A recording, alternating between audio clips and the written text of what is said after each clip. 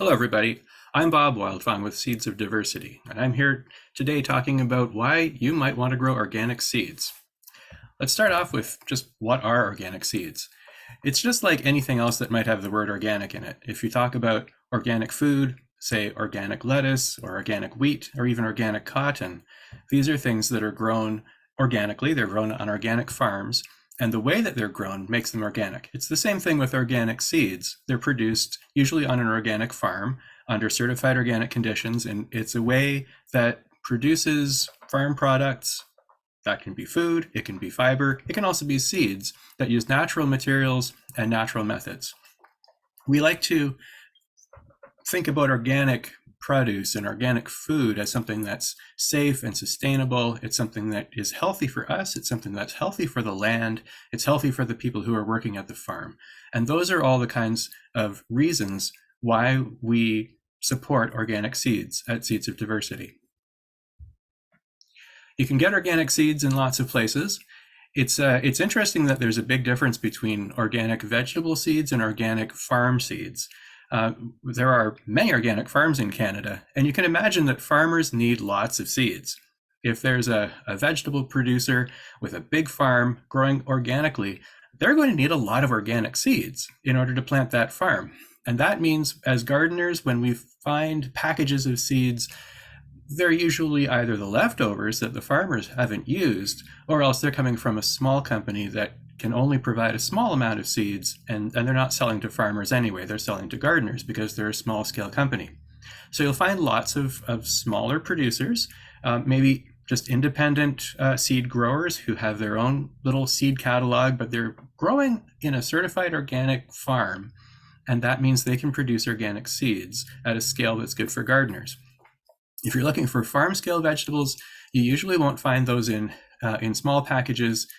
So when you look in a seed catalog, for example, or at a seed shop, and you find some certified organic seeds, they're probably going to be in small packages of varieties that are useful for a gardener.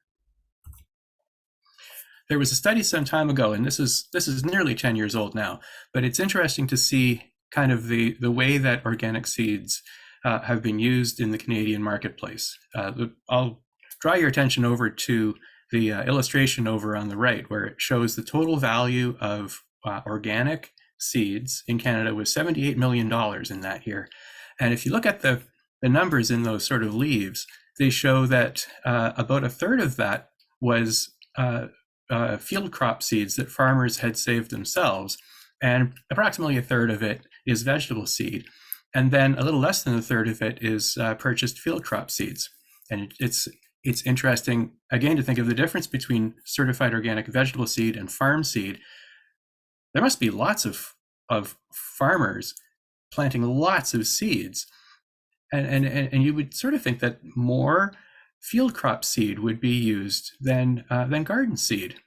But in fact, that is true. In fact, there's a lot of certified organic field crop seed out there. But the interesting difference between vegetable seed and, say, wheat or barley or oats is that the vegetable seed costs a lot more. Think of what a little sort of thimble-sized amount of cabbage seed would grow. You could get probably about 1,000 seeds in that little tiny thimble for cabbage, and imagine how much space that would plant. How big is it to plant 1,000 cabbages? But the same amount of wheat in that little thimble would only be maybe 10 or 12 seeds, and so that's hardly anything.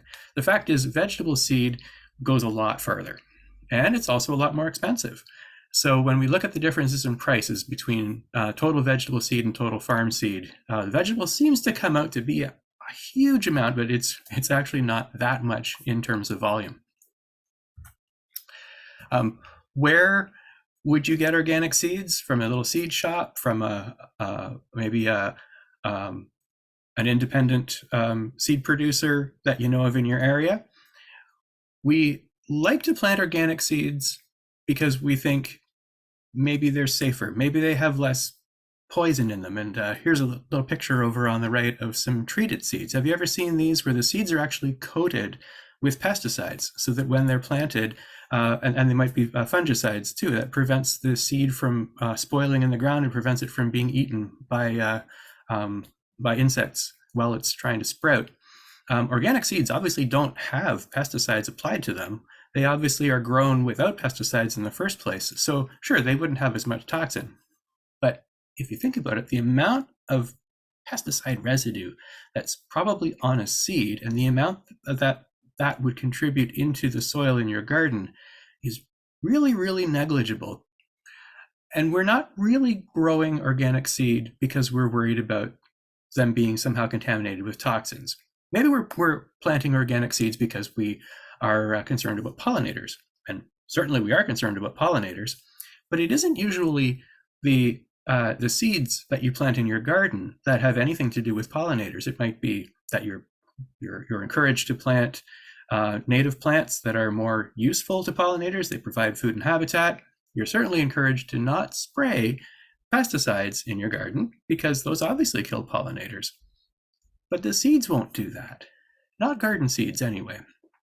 So really, the real reason why we're encouraging people to plant organic seeds is to support the people who are producing those seeds in the first place, since organic seeds come from organic farms.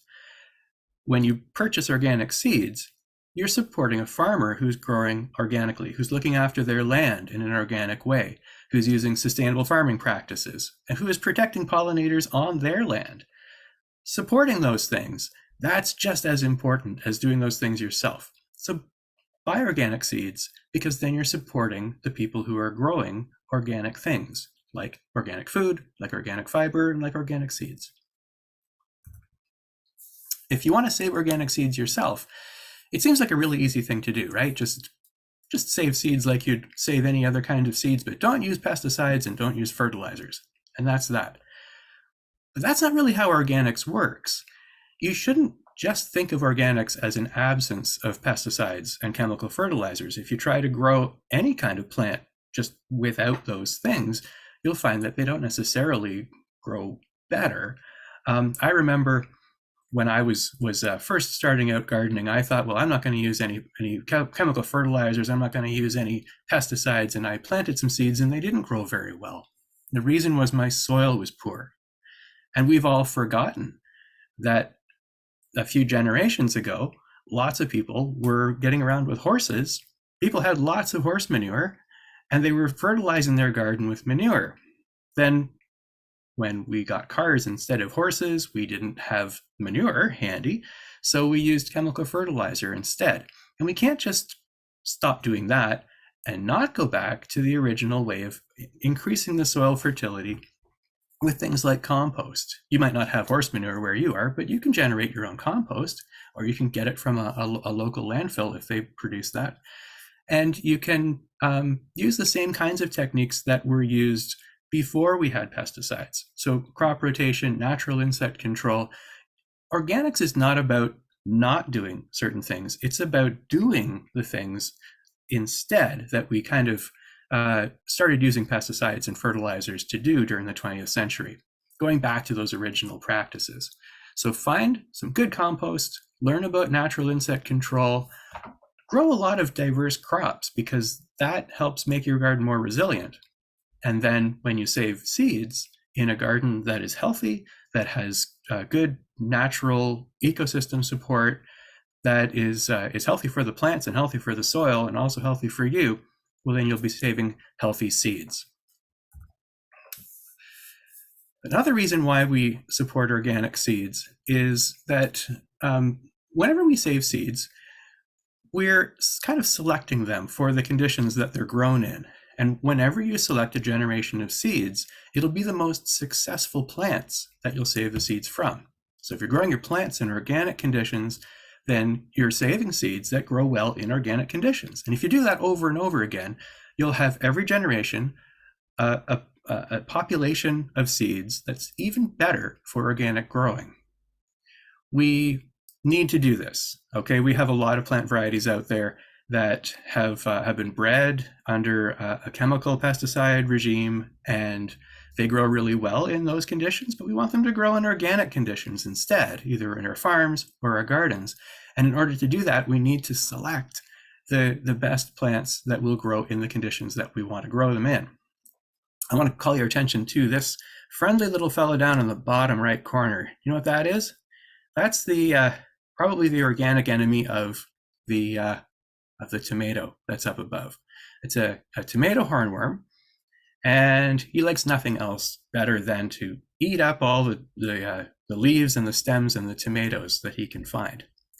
Well, it turns out that some varieties of tomatoes are a little bit distasteful to tomato worms. I've certainly observed when I've grown lots of different kinds of tomatoes that some of them get the worms much worse than others. And we would like to breed varieties of tomatoes that taste good to us, but don't taste good to the tomato worm, because then we won't have to worry about those little bugs anymore. Now, another thing that you might not realize is that when you buy conventionally produced seeds, it's possible that they've been sprayed a lot more than food that you might buy.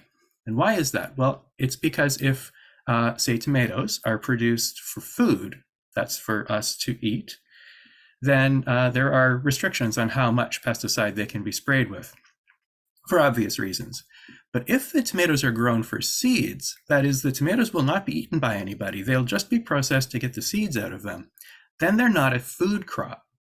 And that means they can be sprayed a lot more. In fact, sometimes seed crops are sprayed up to 10 times more than food crops because they're not for food. That means that any tomato worms that are trying to get in among those tomatoes, they're going to get killed absolutely by all that pesticide. And that means the tomatoes that those seeds come from will have never known anything about tomato worms. Your seeds that you buy from a conventional source will have no resilience to tomato worms, to any kind of other kinds of pests, perhaps not to fungus, perhaps not to the sorts of things that we have trouble with when we grow tomatoes. And that means if you are buying organic seeds, you're getting seeds that have lived through those challenges and have built their own resilience to those challenges. That's a huge reason why we want organic seeds, because they're more resilient, because they have learned how to deal with the challenges of pests and fungus and even low soil fertility. And they've risen to those challenges, become successful, and so they can be successful in your garden too. It's a huge principle of why organic seeds are something that we encourage. Now, I'd like to pass on a little bit of context about what it means when you see a certified organic label. It's a little complicated, and I'll give a bit of an overview here, and you can read more about it later on. But basically, some provinces in Canada have their own organic standards, regulations that dictate what it means for a product to be organic. And if a province does not have its own regulations, then there are federal regulations that come into play. Now, if a farm is following all of those regulations, following all of the standards that would make them certified organic, they can get what's called a certifying agency. It's an independent body to come and inspect the farm, make sure that they are in fact following those practices, and if they pass that inspection, then they are certified as organic, and that means the products from that farm can be called certified organic products. It could be certified organic lettuce, it could be certified organic wheat, it could be certified organic seeds, and they would qualify to have the Canada Organic logo put on. And so if you ever see that, that just means it came from a farm that was inspected and was approved to have been following the standards either in their province or the federal standards. And if you see the USDA organic label on some imported products, that means that they've passed the same kinds of regulations in the United States. Recently, those two sets of standards have been kind of harmonized so that they're considered mostly to be about the same. So you can have some confidence that the USDA organic label is more or less equivalent to the Canadian one too, with just a few exceptions. Now, what if you see someone selling seeds that are called organic, but they're not called certified organic? Well, certified organic means that they've been inspected and they've passed that inspection. If a person is growing something, say lettuce or tomatoes or seeds, And they're following all the sort of organic practices that would make them pass an inspection like that, but they haven't actually registered to be certified organic. They haven't actually had an inspection. They're not certified. Then they're not allowed to call themselves certified organic. That's actually in law now, that certified organic is only allowed to be a label for people who have been inspected and followed, and passed the inspection, to have been shown to follow those regulations. So non-certified organic is something that you see. You'll see it, say, a roadside stand of someone selling some lettuce or squash, and they say they're organic.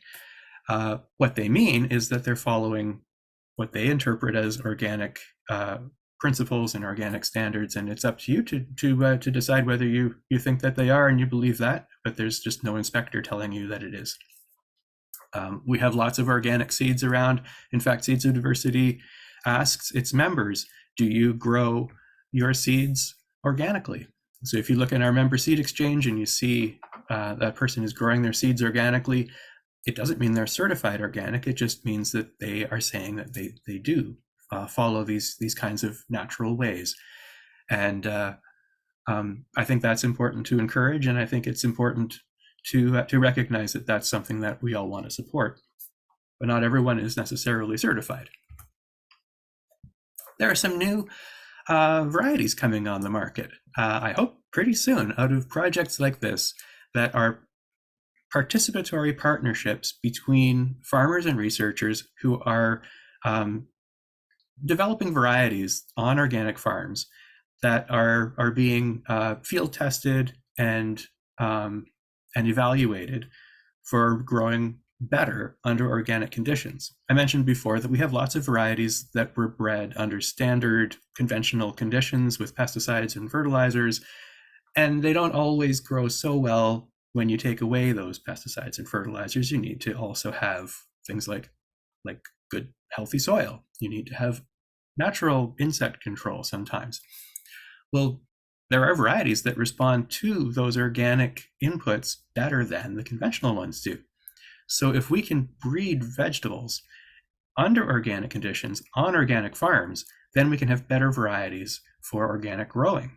And that's what these projects are trying to do. I encourage you to check out the website seedsecurity.ca. It's the website of the Bauta Initiative on Canadian seed security.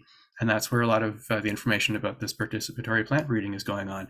And we hope that soon, when you grow and when you buy local organic seeds, that they will be Canadian varieties that were bred here for organic gardens. I'd like to say a little bit about Seeds of Diversity for those of you who might not know. It's an organization for seed savers. We're a not-for-profit organization. We have members all across the country, and our members save seeds in their backyards and exchange them with other members. The idea is to grow varieties that are hard to find, save their seeds so that there are more sources of those seeds. And the more people who grow varieties that are difficult to find, they might be heirlooms, they might be older varieties that are not on the market anymore, they might be new varieties that just haven't found a place yet. The more people who produce those seeds, save them and share them with others, the more sources they will be, and the more likely you will be able to find those seeds and grow them. And of course, we encourage our members to grow organically, and most of them do. We're connected with other seed saving groups. We're connected with seed banks, and the purpose of this is to make sure that the seeds that are in short supply or difficult to find are preserved and shared, and in places where people like you are able to find them. We want you to find seeds through seed libraries across the country. We run a Canadian Seed Library, which is a collection of seeds that backs up the little known or hard to find varieties that are in our seed exchange or in seed catalogs. And our seed exchange itself is one network with 110 seed savers who are offering seeds to our whole membership. Membership in Seeds of Diversity is free, and you can get seeds for just a few dollars from backyard seed savers who are offering them through seeds.ca/seed exchange. Have a look and see the diversity that we have to offer. It's gardeners saving seeds and offering them to other gardeners, and membership is free. I've mentioned that we have lots of information about where you can get seeds. Well, this is based on an index of all the Canadian seed catalogs in Canada. We have 104 Canadian seed companies that we know of, and we've indexed their seed catalogs so that you can see on our website where you can find your favorite varieties. And most particularly for us, because we're trying to conserve rare varieties, we can see which varieties are only available from one company and which of them are available from lots of companies. And that gives us a really good hint as to which varieties we should be saving as seed savers. If you're looking for organic seeds, we also list which of those seeds are organic. So using this tool here, it's called our Seed Finder, seeds.ca/seed finder. You can look for any particular kind of garden seed that you want. You can look for a variety. You can look for a particular species like lettuce or tomato or kale. And there's a checkbox to only list the organic sources. So that will only show you the varieties, or rather the seed packets that are certified organic. And that is our best way to find sources of organic seeds in Canada. So thank you very much for this. I encourage you to check out our website for other things too. We have listings of all the Seedy Saturday and Seedy Sunday events in Canada, and lots of webinars and online videos like this one. Check out our Seed Finder and our Seed Exchange, because that's where you can find local organic seeds in Canada. Thank you very much.